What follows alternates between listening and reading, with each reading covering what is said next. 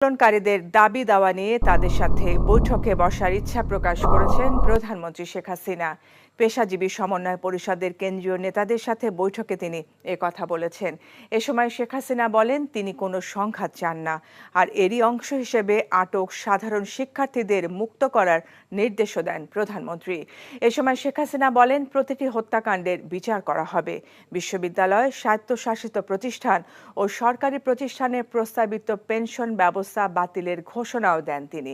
ইতিমধ্যে এ সংক্রান্ত সারসংক্ষেপে তিনি অনুমোদন দিয়েছেন বলেও জানান শেখ হাসিনা। আমি আবারও বলছি যে আন্দোলনকারীরা যদি আলোচনা করতে চায়, আমি এখনও রাজি, যে কোনো সময় তারা আসতে পারে, আলোচনা করতে পারে, দরকার হলে তাদের গার্জিয়ানদের নিয়েও আসতে পারে।